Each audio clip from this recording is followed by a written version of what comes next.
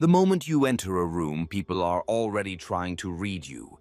They scan your face, measure your tone, interpret your silences, and while they do this unconsciously based on fear, desire, or insecurity, Machiavelli did it with purpose, with surgical intent. He believed that power is not only about what you say or do, it's about how fast you can see through others. To manipulate someone, you must understand them. To protect yourself, you must predict them. To dominate them, you must read them before they realize they've been seen. Machiavelli knew that the surface is never the truth. Every smile could be a performance, every handshake a threat, every compliment a test. So he built tactics, not guesses.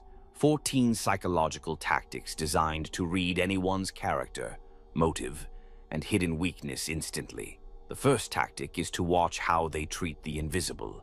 Forget how they treat you. That's easy to fake. Instead, watch how they treat the one they think doesn't matter, like the waiter, the intern, or the person with no power. Machiavelli taught that power corrupts weak minds silently, and when someone believes they're safe to reveal their true nature, they'll always show you how they plan to treat you once your value drops. Respect toward the powerless is a more accurate signal of character than kindness toward equals, because there's no incentive to fake it. The second tactic is to silence them, then watch their mask slip. Insecurity thrives in sound. People fill silences not because they enjoy talking, but because they fear being seen without distraction. If you want to read someone quickly, speak less than them. Say nothing. Pause longer. Make your silence louder than their words. Within moments, they will overshare, try to impress, betray their fears, and reveal their motives. Silence is not absence, it's pressure. And under pressure, people reveal what they never intended to say. The third tactic is to offer them nothing and see what they do. This is one of Machiavelli's most brutal tactics. Give them no approval, no affection, no benefit, just your presence, detached and unreadable. Why? Because people will always treat you based on what they can extract. When you offer nothing, you see their default programming. Do they grow colder? They were only warm for gain. Do they try harder? They're insecure and crave approval. Do they stay neutral? They have emotional control and might be dangerous. The less you give, the more they reveal. The fourth tactic is to interrupt their control pattern. Some people speak in polished scripts. They've rehearsed charm, vulnerability, even honesty to manage how others see them. Machiavelli knew this kind of person is the hardest to read unless you break the script. How? Ask a question they don't expect. Interrupt their joke with silence. Respond to flattery with suspicion. Change the subject when they're building momentum. When their performance is interrupted, they stumble. And in that stumble, you see who they really are. The fifth tactic is to test their loyalty with small losses. Don't wait for a betrayal to learn someone's loyalty. Engineer the test. Say no to a small request. Deny them a favor they expected. Withhold attention for a brief time. Then watch. Do they remain respectful? Or do they begin to criticize, distance themselves, or gossip? Machiavellian minds understand loyalty isn't how people act when they win. It's how they react when they feel denied. The smallest no will reveal the largest truth. The sixth tactic is to measure their focus, not their words. People lie, but their focus doesn't. While they talk, observe what they pay attention to. Do their eyes dart toward powerful people? They crave status. Do they ignore low-status individuals? They respect only advantage. Do they check their phone while speaking with you? You're a placeholder, not a priority. Do they mimic your expressions? They're trying to gain favor. Machiavelli didn't listen to words. He tracked attention. Because attention is investment, and where they place it tells you everything they value and everything they don't. The seventh tactic is to mention a weakness you invented. Tell them something small and untrue about yourself. Something that sounds like a flaw, like, I tend to overthink things, or I used to be too trusting, or I'm not always good with confrontation. Then observe. If they exploit it, weaponizing your words later, mocking or using it against you, they're opportunistic. If they ignore it, they're either respectful or cautious. If they reveal a real weakness of their own, they want connection and feel safe. By creating a fictional vulnerability, you test their true reaction to weakness without risking anything real. The eighth tactic is to make them wait. There's no faster way to read someone's level of entitlement than to delay your response. Text back late. Be vague on scheduling. Take longer than expected to give them something. Entitled people panic, guilt trip, or get passive-aggressive. Patient people adapt and hold steady. Machiavelli didn't just look for loyalty, he looked for resilience. Because the impatient are the first to turn toxic when things no longer go their way, time exposes temperament. The ninth tactic is to see who they copy. Everyone copies someone, consciously or not. Their tone, their style, their mannerisms. Machiavelli believed that you can decode a person's ambition by studying their idol. If they mimic the powerful, they crave control. If they mimic the popular, they want attention. If they mimic the virtuous, they desire moral superiority. The person someone emulates is the person they secretly wish to be. And once you see who they mirror, you know what they're chasing. The 10th tactic is to trigger envy and watch the face flicker. Say something subtle that elevates you, like a recent win, an opportunity, or a compliment someone else gave you. Then watch their face closely. Is the smile too tight? Do they redirect the conversation instantly? Do they suddenly downplay your achievement? That's envy.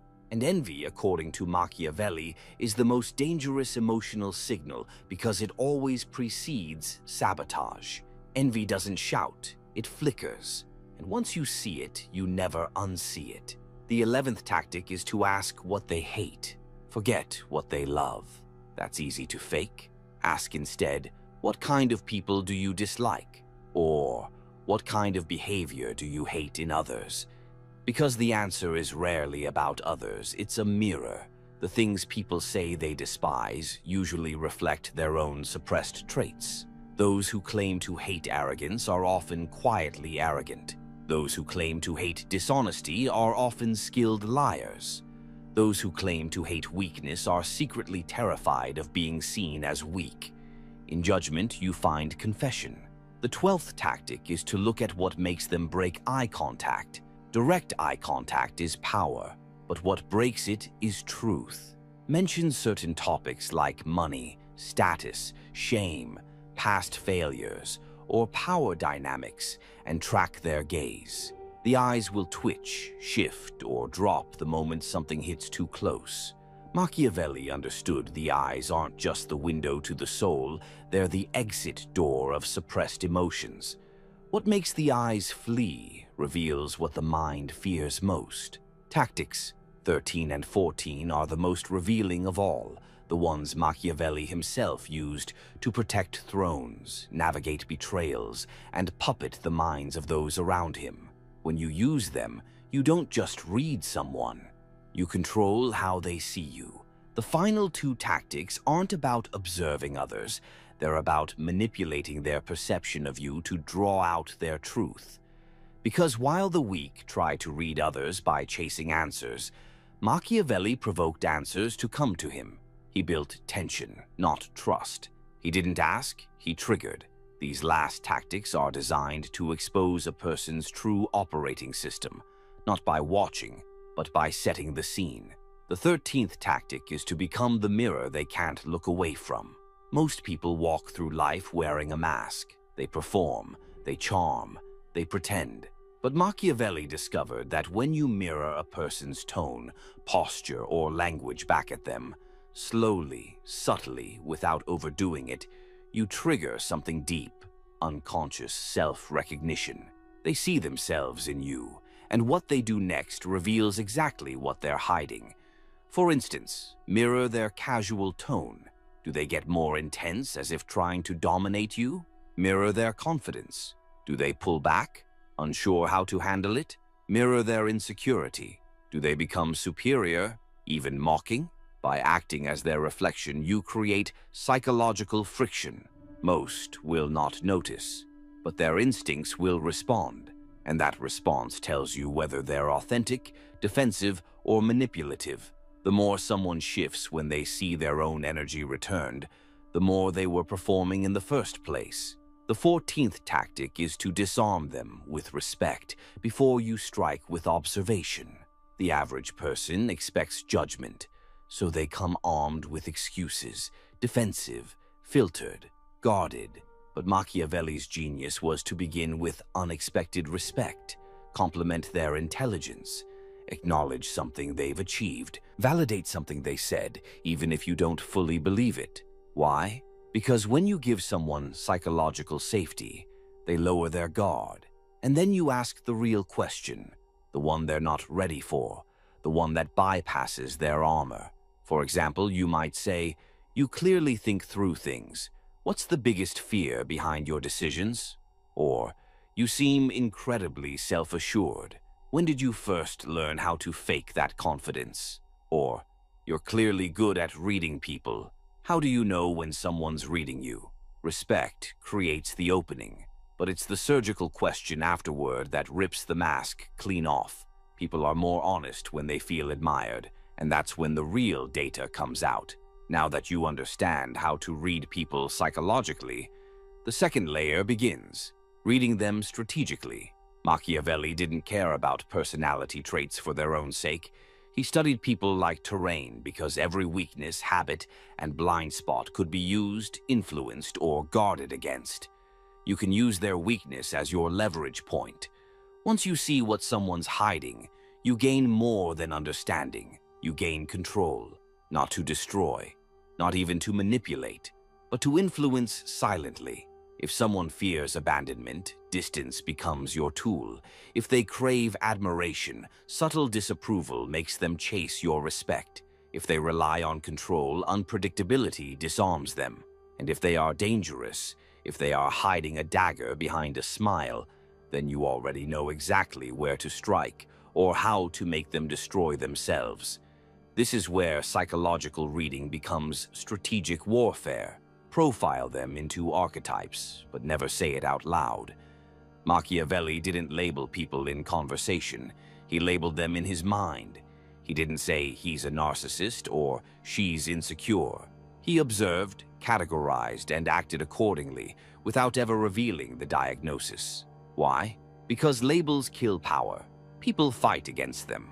But treatment without diagnosis, that slips in undetected. Some quick strategic archetypes include the masked pleaser, who craves approval and can be controlled with praise, but is dangerous when denied it. The silent climber, who appears loyal but watches power vacuums closely.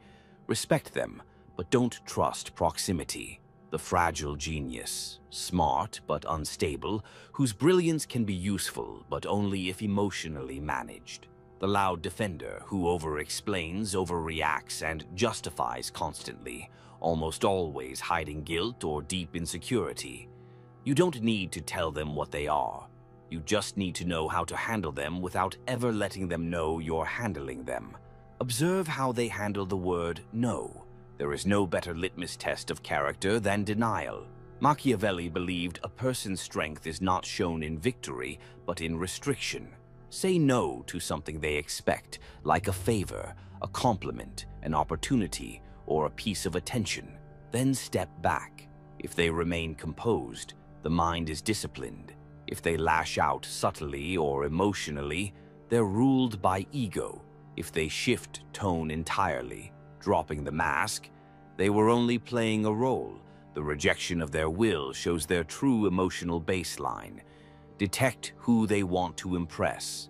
A key Machiavellian truth. People never speak just for expression.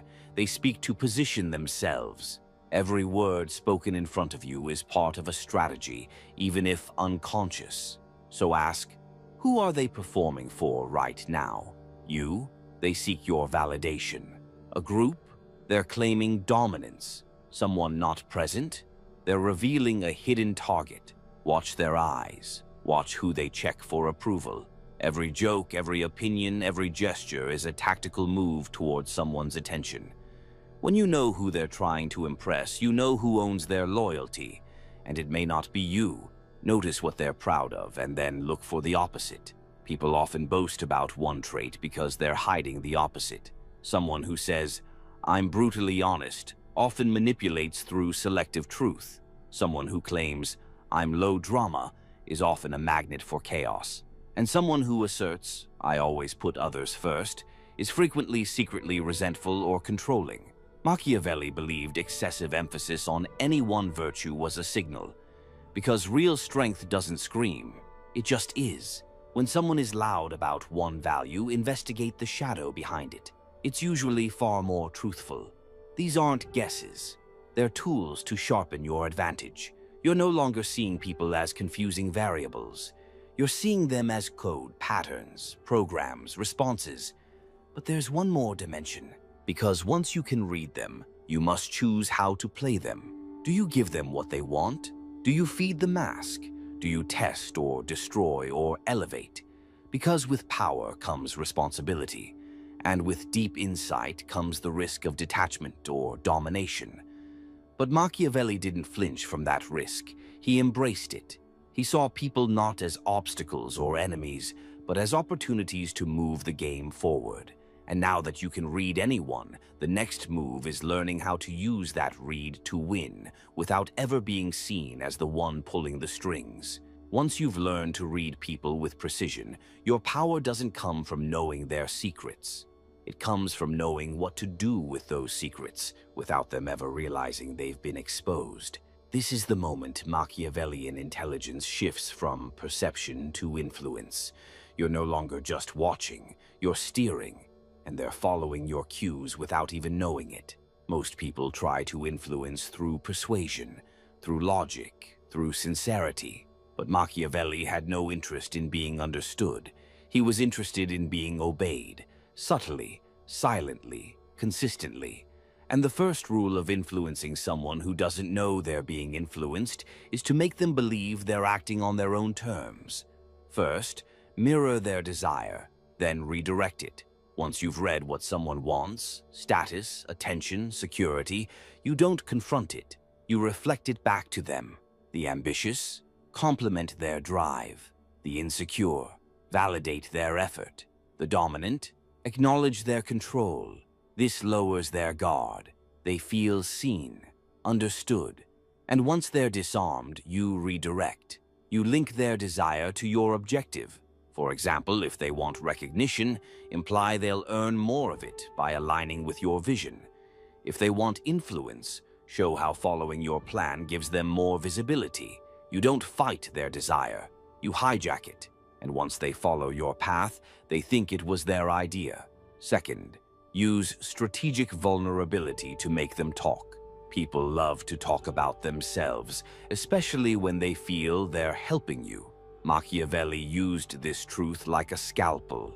He would reveal a small, controlled flaw, something believable but insignificant, like, "I never fully trust my instincts on first impressions," or "Sometimes I get too absorbed in my work," or "I'm not great at managing people like you are."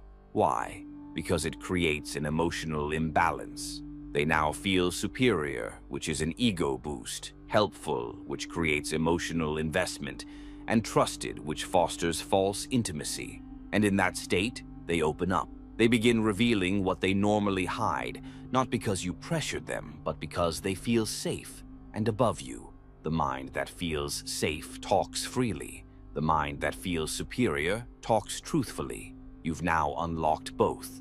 Third, reveal half of a secret to create false equality. People trust most when they believe trust is being reciprocated. So Machiavelli would offer a partial truth or a controlled confession, enough to seem raw but never dangerous, like, "I had to learn the hard way not to rely on people I thought I could trust," or "I was underestimated a lot in the beginning until I stopped being nice." This creates a false mirror. They think you're just like them, and in their relief, they lower their defenses. Then they reveal a real vulnerability. This is the exchange Machiavelli mastered. You give them a puzzle piece. They give you the whole map. Fourth, let them define themselves and use their definition. One of the most potent manipulations is never to define someone. Let them define themselves. For instance, they might say, "I'm the type who values loyalty above all," or "I hate when people waste time," or "I don't let emotions control me." Now you have their self-identity, which means you know what they're trying to protect and how to frame requests, ideas, or objections so they align with their own script. If you ever need them to do something against their instincts, you just tie it to their stated values. For example, "You're the kind of person who values loyalty. I trust you'll handle this." Or, "I know you don't tolerate inefficiency. Here's the shortcut we need." You're not persuading. You're reaffirming their identity while steering it in your favor. And they won't resist because they believe they're being true to themselves. Fifth, create a reputation they must uphold. People fear loss more than they crave gain, so give them something to protect. Machiavelli would craft reputations for people before they'd earned them. You might say you're known for keeping your word, or "People respect you because you don't get involved in petty politics," or "You're always the one who keeps things balanced." Now they're on record, and the pressure is on. If they act against the identity you've publicly given them, they feel the risk of looking fake, inconsistent, or weak, so they stay in character. They uphold your definition because you've turned it into a social contract, and just like that, you've installed behavior without ever giving an order. Sixth, leak just enough information to guide perception. You don't always need to directly influence someone. Sometimes all you need to do is let them overhear the right thing. This could be a story about how you outmaneuvered a competitor, a joke that hints you're not easily fooled, or a casual remark that shows your standards are high. These leaks create anticipation and recalibration. People adjust their behavior around you based on the impression they think they discovered on their own, which is exactly what you wanted. Because when people feel they've figured you out, they stop questioning. And when they stop questioning, they become predictable. Seventh, let them win early so you can own the outcome later. One of Machiavelli's coldest moves was to give people early victories. Let them think their idea won, their leadership is needed, or their insight is unique. He fed their ego with small, harmless wins, while engineering the final result to benefit himself. Because he knew people protect what they think they built, defend what they think was their idea, and stay loyal when they feel important, even if they're being used. Let them write the first sentence. You control the conclusion. By now, you're no longer just reading people. You're building frameworks around their behavior. You're not reacting to them, you're predicting them. But the highest level of Machiavellian reading isn't about others. It's about what your ability to read others reveals about you. There is a shadow in every high-perception mind. Because when you see through everyone, you risk believing you're above them all. You begin to move without empathy. You begin to control for sport. And this is where the dangerous mind must make its final transformation, not just into one who can read, influence, or outplay, but one who knows exactly when to stop the game and when to disappear while still winning. At the highest level of Machiavellian insight, the game no longer feels like a game. It becomes instinct. You no longer think, "How do I read this person?" You simply do. You walk into a room and the information flows about who's insecure, who's performing, who's quietly powerful, and who's watching you as closely as you're watching them.